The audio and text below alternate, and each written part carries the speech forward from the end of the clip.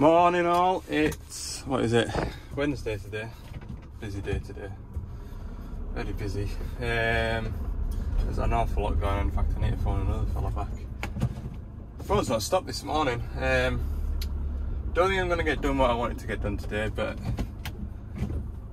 one of them isn't particularly urgent. First one though is our 160 high track, engine management lights, won't start. There's a mechanical noise coming from the machine when you turn it over.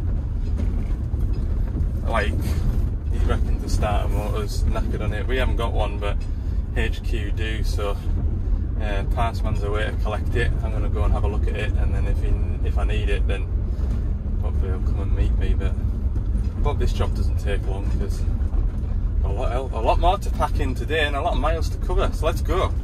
Alright, we're here. What a bit to break down. Apparently it won't start, so we'll go and have a look. Grab my keys. Weather's horrible. Right, boiler suit, keys, laptop. Go and see what it's doing now. I wonder if that noise is the clicky noise. Mechanical clicky noise. That's the air conditioning, that. That's one of those gates stuck that diverts the airflow to your windscreen or your face or your back of your head. That's what that noise is. That's positive. I haven't tried to start it yet. All I've done is turn the ignition. I'm going to get my laptop plugged onto it, I think. Go from there. Should we just look at that rain now? Ugh. I've had it good for about 10 days. That's all we're getting. Right, I'll do as much as I can from in here then. That's a good idea, Al. No active codes. Engine management light's gone since I've started it. Let's get it down there to the trees. At least I'll be sheltered. Hellfire.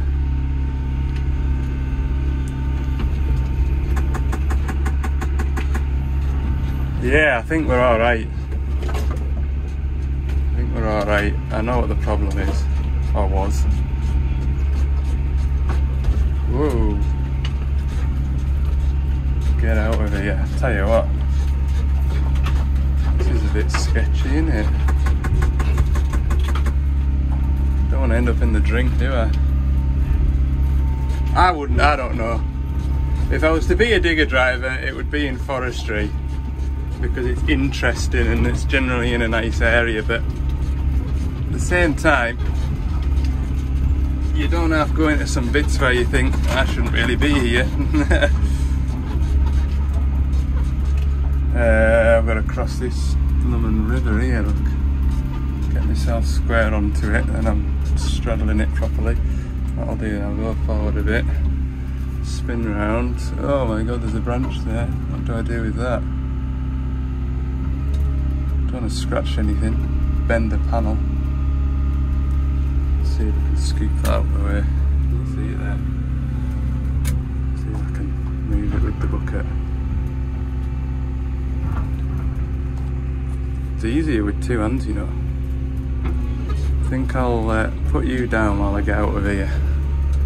Okay, I made it down to the shelter of some trees. The problem with this machine is people can buy little black boxes to make machines do things, and the problem with this machine is the little black box stopped working. When it does that, you need to switch the machine off, isolate for 10 minutes, switch back on. Error code will still be there, but after a few minutes of running it disappears and it goes back to work again. And that's all I'm going to say about the matter. That's what the problem has been. I've seen it before. A little black box has caused this problem.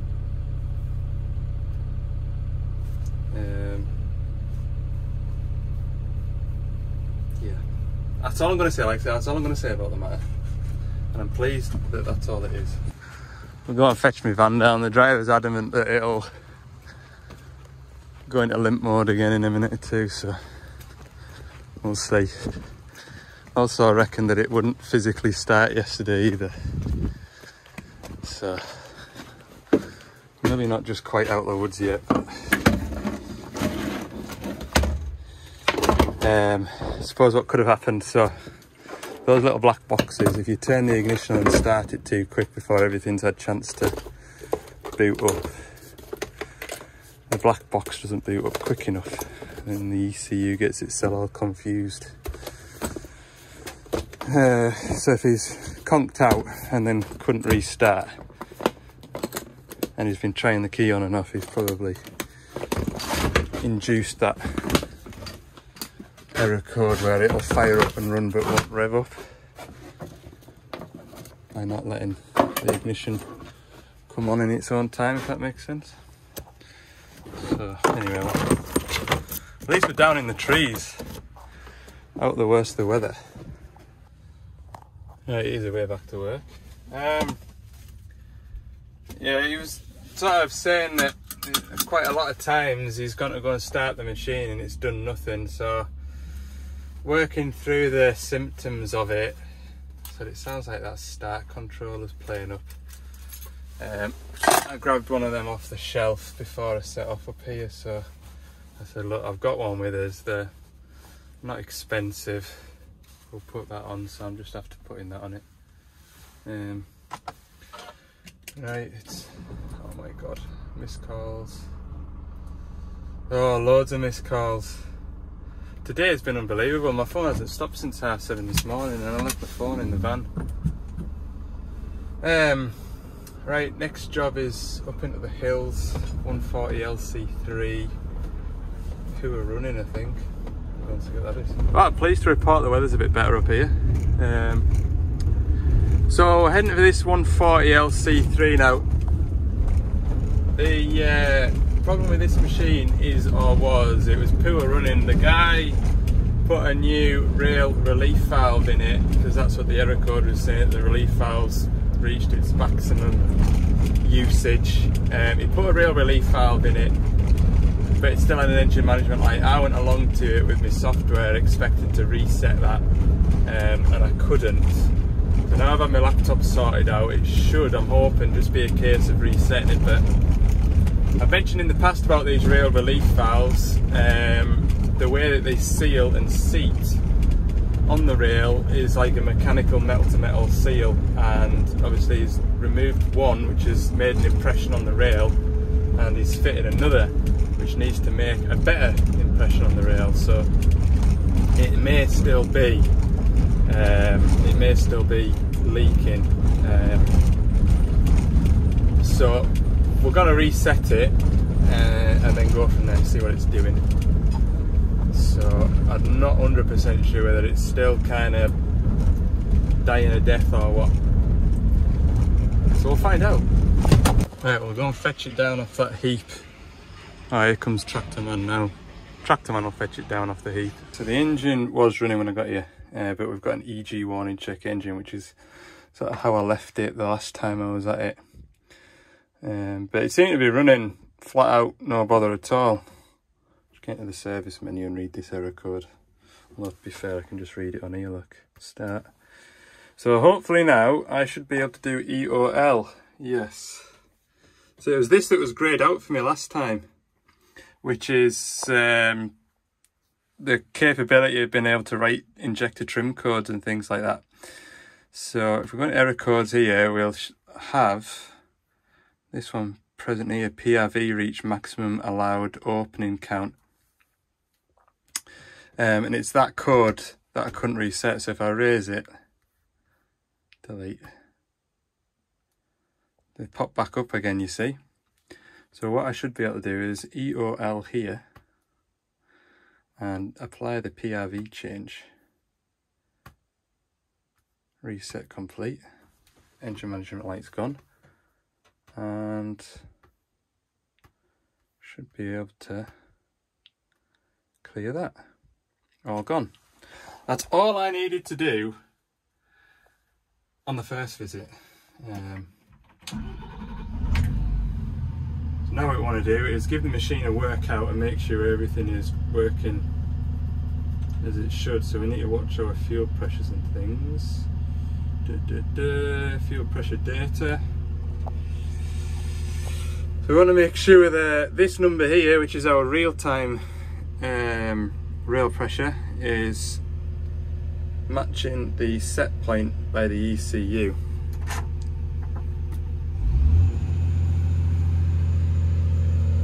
There we go, that's looking good at the moment. So what I'll do is I'll just have a dig about. Tell you what, I do these 140s with the 6 cylinders are an absolute gem. Like, this would be, if you were looking for a second-hand machine to do a bit of work, this would be the machine to do it in. Like, yeah, real nice digger. Right, I'll maybe even load him up. Try my hand at loading the trailer without putting the back window of the tractor through. Right, first bucket in, we've got an EG warning. So what is that? Pressure control regulator, positive governor deviation above limit. So let's see what that says. It did kind of like blip a little bit. And the target boost pressure cannot be reached due to intake system leak or turbo system failure. Oh dear. Actual desired boost pressure is exceeded over maximum limit. Never had this before. Check if there's any leakage for the intake system. Right, we better check that then. I'll put this bucket in there. Put this bucket in his trailer and then we'll have a go. I've got him loaded up. I found the error code was flashing on and flashing off, which means it's sort of on the cusp. Do you know what I mean? So we'll jump up here into the engine bay and we'll go and see if we can see any sort of leaks in the air system. At least it's not fuel related. When it does do it, kind of the engine sort of blips a little, if that makes sense.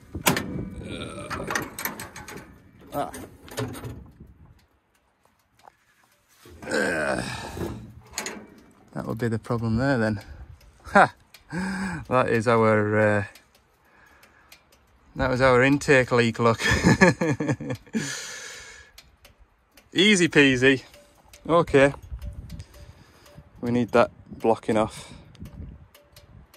Looks like this is an EGR delete because pretty confident. Yeah, that's just a blank plate there, but this is coming through the exhaust side. That's our issue. We need that welded back onto there. Don't have a welder, but the customer will be able to whip that off on a weekend and whiz it round in his workshop, no doubt. Well, simples. Quite happy with that.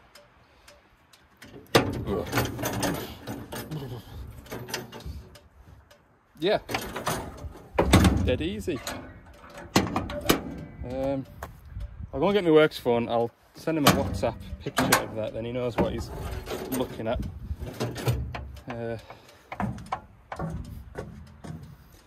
Oh, love it. Absolutely love it. Live for it. Next job won't be as simple. In fact, I need to phone the customer for the next job because I said I'd phone him when I got to this and I haven't, because the next job's just 10 minutes back down the road. I might even get another one squeezed in today. Today's going rather well. Okay, I got sent a picture of this and the first thing that I saw in the picture was that doesn't look straight, and it isn't it? So this piece in here is bent, unfortunately. So we're just coming to weigh up what to do. We're going to get a whole new tensioner assembly for two reasons. One, I'm pretty confident that by the time I get this piece down the middle here, take this back to the workshop, which would have to be HQ, put it in the press, do the really dangerous thing of taking this nut off with this compressed spring. It's a horrible job and I wouldn't recommend it to anybody, and in fact I don't even think we offer doing it. By the time I've put all that work and effort into that, I could have a new one of these in the back of the van and up here fitted track on for less. So that's the road we're going to go down. Why it's happened, we're not too sure. I've not seen one do that before, but it's happened. We're going to fix it, and yeah, it's a job to look forward to at the beginning of next week, I think. So 3 o'clock now. I'm going to head back out of here and try and catch another digger, I'm hoping. I haven't looked on the tracker to see where it's at, so I don't know how far away it is. But I think I need to go and get that done because I've got a lot of work getting built up now. Okay, I am going to squeeze this next job in. It's only an hour's work when I get there.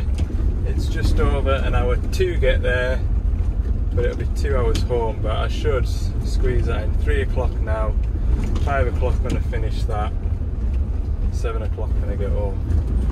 Everything goes to plan. It's one of them fan hubs on a new 140-7. I say new, it's the new shape one, but it's not that new. It's getting on for a year old now, I would say. Which way out of this road end am I going? I'm turning left.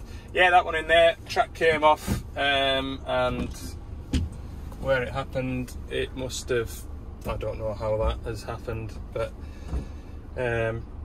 part availability is the problem with that one. I was expecting to be able to get that part for tomorrow, but we're not showing stock at the moment, so that is a question mark as to whether we'll be back at that one next week. Right, onwards.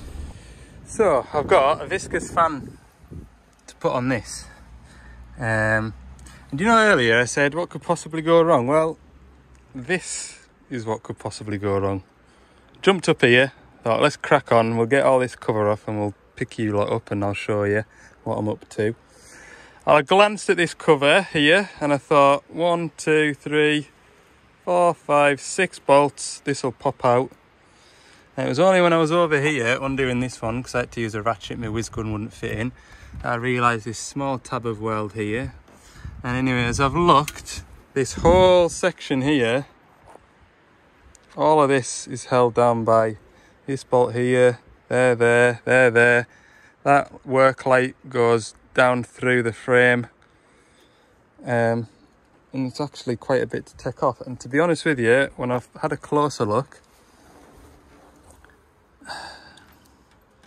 I don't know if I'm going to gain much anyway, because the fan shroud's here. So to one of them, I'm at a crossroads now. Do I spend an extra 15-20 minutes taking all this off to not gain much, or do I struggle on with this cover in place and spend 15-20 minutes struggling on? Everything's red hot, the machine's been working all day.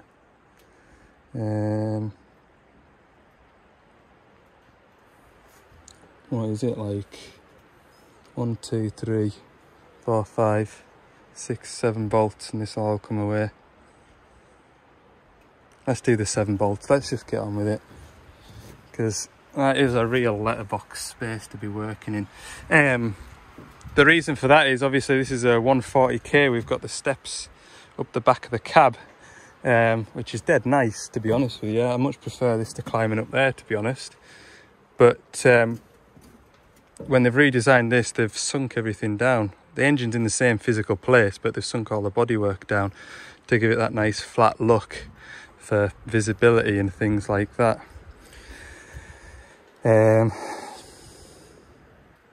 Yeah, I'll take that grab rail off down there as well. So that's 9 bolts. Okay, we'll do that. We'll do it.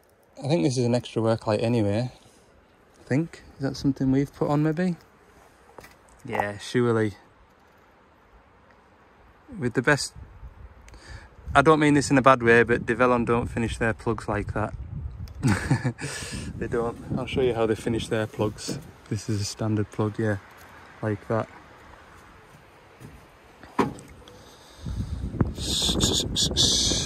What else have we got? Oh, right. Well, the air filter's even attached, so there's another 4 bolts. I'm going to do it because I want to be right in and about this. I think it'll make life easier in the long run. Right, I'm pleased I made that decision. It is, I haven't taken it right off because it's actually really heavy, that. Quite cumbersome as well. So I've got it to the side enough to get my spanners in, as you can see. I'm just undoing this. Remember, this is a left-hand thread, so you go the opposite way to what feels right. New one's in there. I've got it loosened anyway, so I think I'm going to just take these ringer bolts off now. Am I? No. Yeah? No. What's the best way to do this again?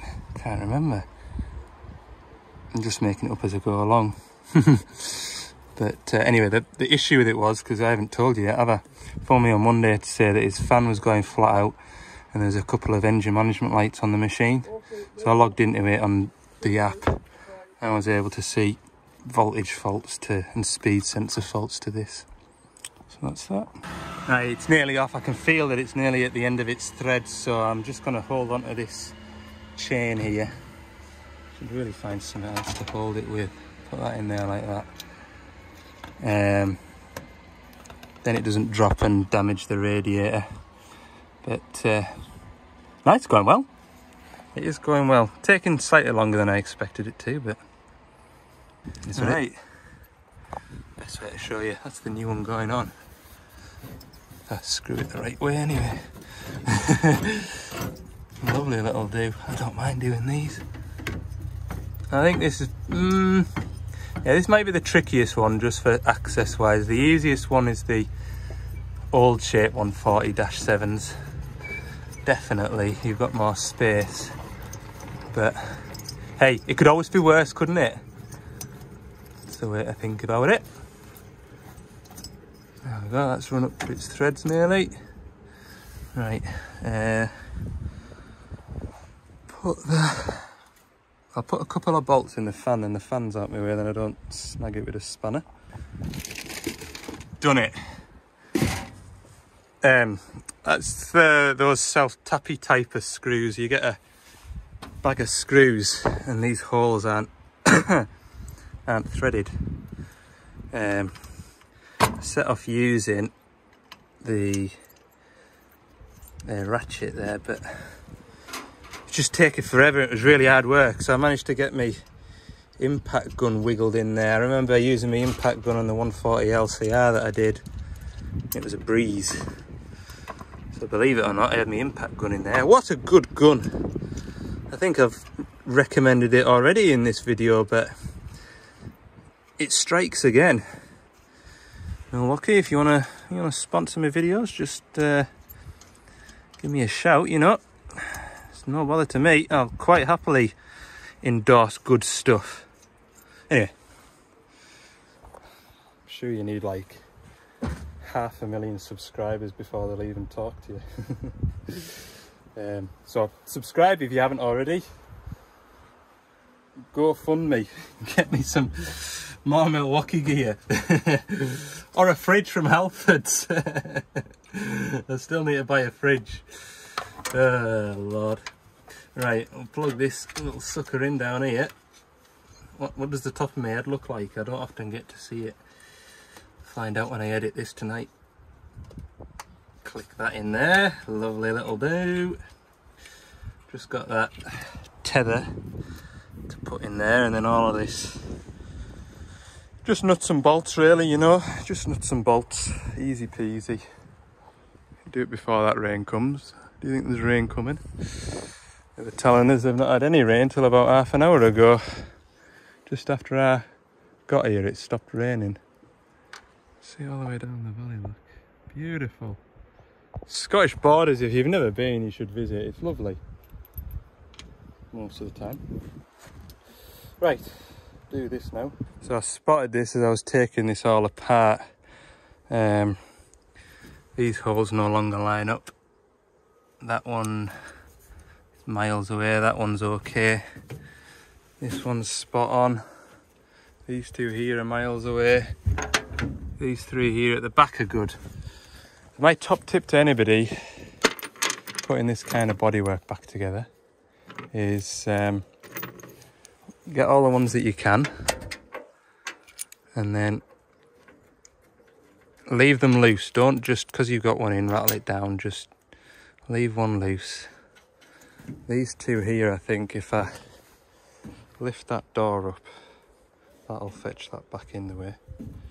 So any that I can get just sort of locks them into place, because this panel here will be part of this, which is part of this, so everything kind of gets nipped up. In fact, that's not even that one gonna go.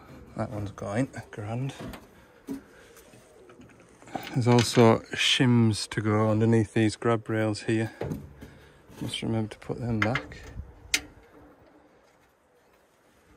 I tell you what, that blue injector's handy to get to on this, isn't it? Don't have to take a big massive box off. That's a good idea, well done. It's funny, isn't it? You have a design change, some things are better, some things aren't. Like this whole arrangement here, why this couldn't be one separate plate. I'm not entirely sure, but it would have been nice if it was. I think I can get that. It's right, it's a two-handed job now because I need to kind of like pull stuff and get threads started. Right, we're heading out. Job done. Yeah, it's a bit annoying. If I still had time and the spot wasn't shut, I'm only about 13-14 miles away from a job that I would have done today if I hadn't got so many phone calls this morning. So that's tomorrow's job. I'm back up into this area, have a look at a shovel, but that'll be in the next video. Stay tuned. Right, thanks for watching. I hope you've enjoyed this video. It's been a bit hectic. Hopefully it'll come to something when I edit it tonight. See you in the next one.